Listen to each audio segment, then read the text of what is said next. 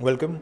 Today we are going to learn about the EUCAST reading guide for broth microdilution. So let us start.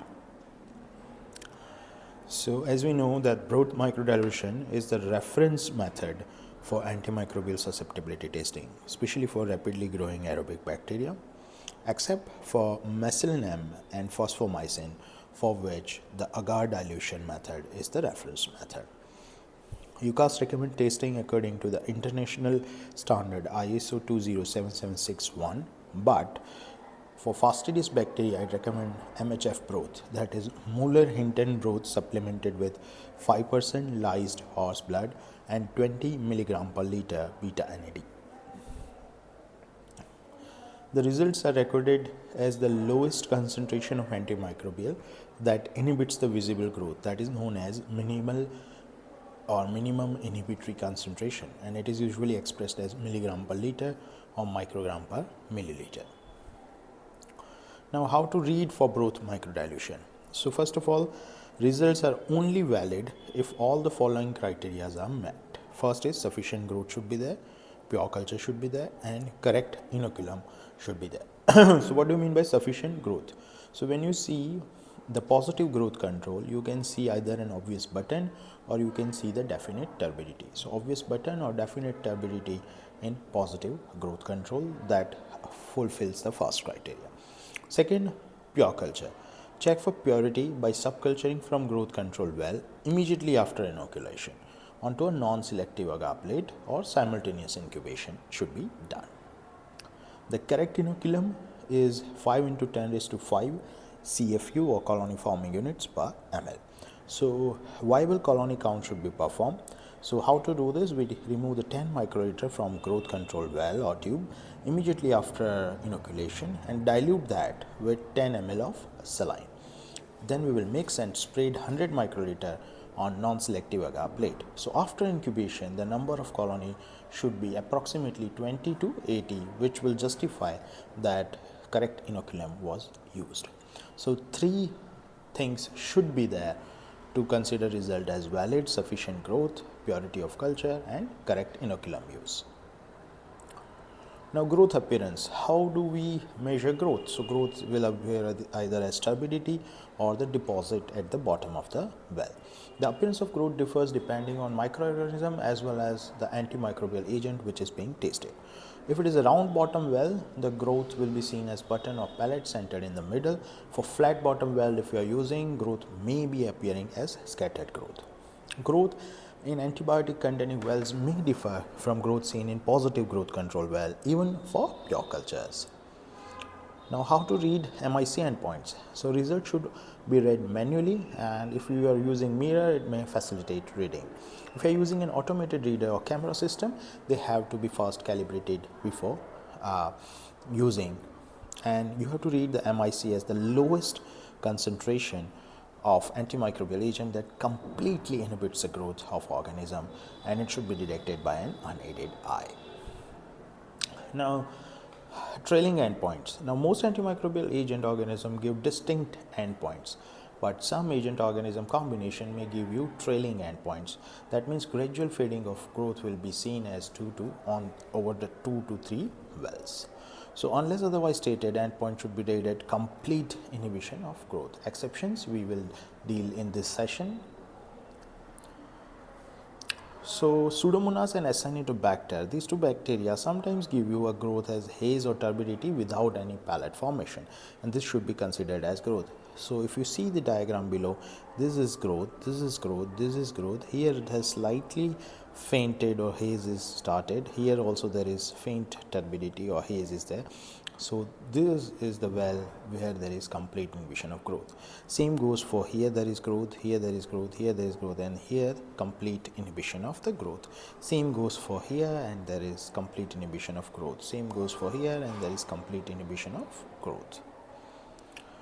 Now coming to hemolysis, as we see that fastidious organisms are tested in MHF broth, and their hemolysis of blood is seen, and this is usually accompanied by turbidity or deposit, and hemolysis or turbidity or pellet should be regarded as growth. So as you can see here, there is complete inhibition of growth. Here up to till there is growth, and here complete inhibition of growth is there.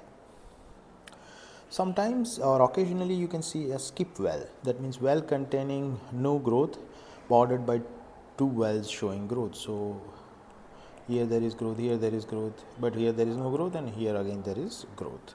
So there are three explanations: either you have used incorrect inoculation, or contamination has happened, or there is heterogeneous resistance. So either you have used incorrect inoculation, contamination is there, or heterogeneous resistance is there. If in this scenario there are two possibilities: if there is a single skip well, you can retest the isolate, or you can report the highest MIC value to avoid false susceptible. But if there are more than one skip well, you should not report the result of that antimicrobial agent. So as you can see, here there is growth, here there is growth, but here there is a skip well. So we can report this MIC.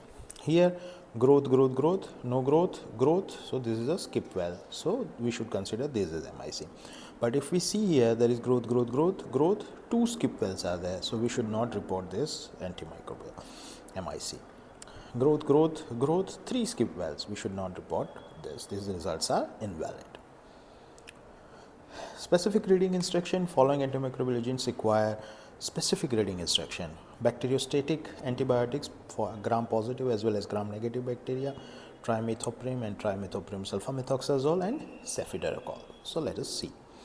So gram-positive cocci with bacteriostatic agent, so you have to disregard pinpoint growth. So pinpoint growth or tiny buttons when trailing growth occurs, you should consider that as complete inhibition. So this means complete inhibition in case of gram-positive cocci with bacteriostatic agents. So let us see. So doxycycline is a bacteriostatic antibiotic, check. And for gram-positive bacteria there is growth, growth, growth, but here you can see very tiny growth is there. So we should consider this as complete inhibition and report this MIC. Here growth, growth, growth, growth, growth, growth, tiny point, complete MIC for fusidic acid. For tetracycline, growth, tiny point, complete MIC. Doxycycline, ting, ting, ting, ting, ting, and you can report this one. Same goes for linezolid, tadizolid. For gram-negative bacteria, tigecycline and eravacycline, same things as you can see. For trimethoprim and trimethoprim sulfamethoxazole, we are using MIC with lowest concentration that inhibits more than or equal to 80% of growth compared to growth control. So this is the growth control, as you can see on this side, and when there is 80% which is achieved, we will consider that as MIC. We will not take this as MIC or this as MIC. If you are going by routine, you may say that growth is up to this and I will consider this MIC, but that will give you false results. Ideally, this diameter, it's 80%. If it is inhibited, that should be taken as MIC for trimethoprim or trimethoprim sulfamethoxazole or cotrimoxazole. Same goes for here, and this is the MIC. This is already from the start, it is 80% of the growth, so we will consider it as MIC. Here again, this is the MIC.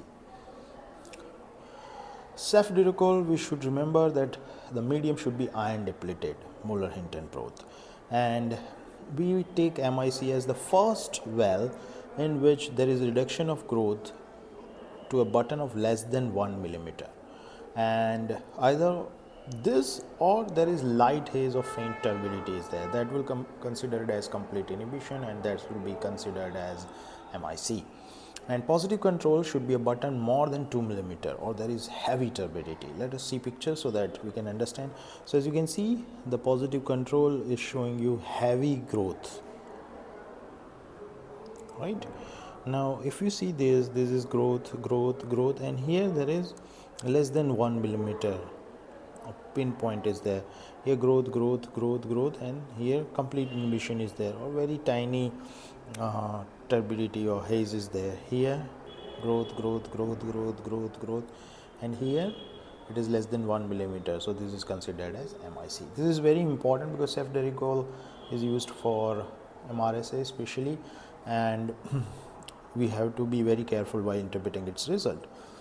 So we make sure that MIC value for relevant QC strains are within acceptable range, and we have to interpret MIC value into susceptible category according to the EUCAST breakpoint. So thank you for listening and stay tuned to the channel for more such interesting videos.